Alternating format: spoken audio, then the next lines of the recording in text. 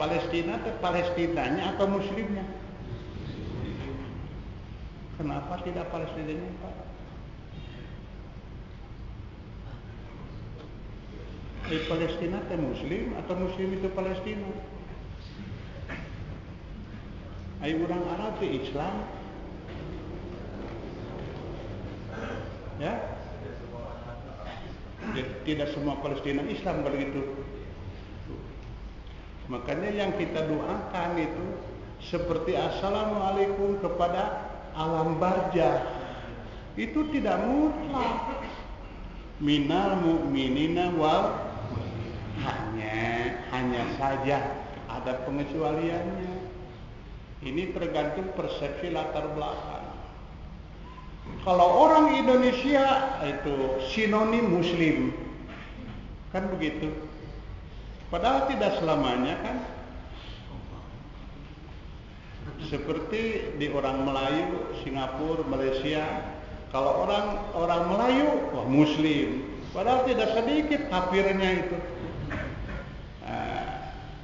Nah, barangkali di sini kita pun perlu hati-hati mendoakannya. Jangan terlalu mutlak. Maka kita memberikan dukungan itu tidak mutlak pula, tetapi minal mu'minina wal muslim. Makanya kenapa Nabi itu membatasi wal mustad'afina, mereka yang tertindas, minal mu'minina. Barangkali ini yang perlu kita perhatikan.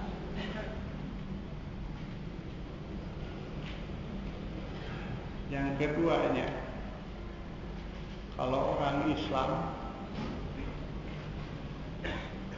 melakukan satu perbuatan, itu motivasinya sama tidak?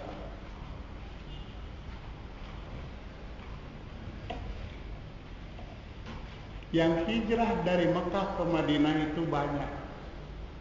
Motivasinya sama tidak? Kenapa ada muhajir umi Quraisy?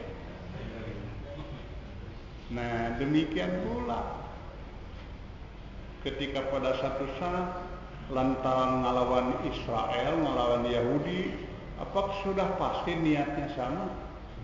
Belum tentu. Makanya di sini perlu kehati-hatian. Makanya ketika ada sahabat yang bertanya kepada Rasulullah, "Ya Rasulullah, yang perang di jalan Allah itu yang mana?" Kita kan semangat mau perang, mau ikut jihad fisabilillah. Nah, itu. Yang mana jihad fisabilillah? Apakah karena musuhnya kafir sudah pasti itu fisabilillah? Belum tentu. Makanya Rasul menjawab dengan membatasi tidak mutlak, man qatala litakuna kalimatullahi al-ulia bahwa fisabilillah. Orang yang berperang agar kalimat Allah itu yang tinggi, itulah fisabilillah. Ayo kita anu mata kaluhurna orang Arab tidak fisabilillah, fisabilillah Arab.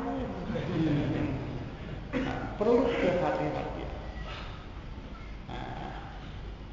Timbul nanti pertanyaan, wah, so jadi kini anti Palestina, bukan, meluruskan itu, meluruskan agar jangan sampai kita terjerumus dengan ungkapan-ungkapan yang terkadang bertentangan dengan kaidah-kaidah syar'i.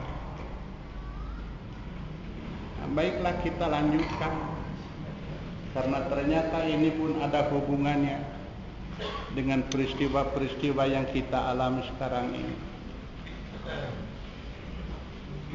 Setelah terjadi pengurusan, apakah setelah itu, setelah penguburan, ada lagi upacara-upacara? Tidak ada. Di kita kan biasanya ada riungan, Apakah riungan jumlahnya sedikit atau banyak? Riungan malam pertama, riungan malam kedua, sampai malam ke-40, kemudian malam 100, kemudian tahunan, dan seterusnya. Bagaimana yang seperti itu? Yang pertama, An Anasin, dari Anas, anna Nabiyya sallallahu alaihi wasallam qala, sesungguhnya Nabi sallallahu alaihi wasallam bersabda, la aqra fil islami, tidak ada aqra dalam Islam. Yang dimaksud aqra di sini adalah sembelihan yang berhubungan dengan kematian. Itu yang dimaksud dengan aqra. Nah, ini sebagaimana dijelaskan oleh Abdul Razak, kanu yaquruna indal qabri baqaratan aw syatan fil jahiliyati. Keadaan mereka pada masa jahiliyah menyembelih sapi atau kambing di kuburan mereka. Jadi ini perbuatan orang jahiliyah, tapi kemudian pada satu saat dilakukan oleh orang-orang yang punya rasa modern itu. Ternyata bukan perbuatan orang-orang maju ini. Ini perbuatan orang terbelakang, sehingga Rasul menyatakan la aqra, tidak ada aqra dalam Islam. Itu perbuatan jahiliyah. Nah, kenapa mereka lakukan seperti itu? Sembelihan ini ada dua macam di kita itu biasanya. Pertama, yang berhubungan dengan hitanan itu. Begitu seorang anak dihitan, langsung ada penyembelihan ayam minimal itu. Disebutnya apa Pak? Bela. Tetapi kalau ada hubungannya dengan kematian, disebutnya nyusur tanah. Nyusur teh nyisig gitu. Jadi nyusur karena itu disisig tanah itu. Nah, ini semuanya adalah pekerjaan orang-orang jahiliyah itu. Menurut mereka, ini adalah semacam balas budi. Balas budi kepada orang yang meninggal. Karena ketika hidupnya dia sering bersedekah, kalau istilah kita, sering beramal baik, maka ketika dia mati dibayar itu oleh orang-orang yang hidup. Dan yang seperti ini nanti dilanjutkan dengan cara berkumpul setelah penguburan.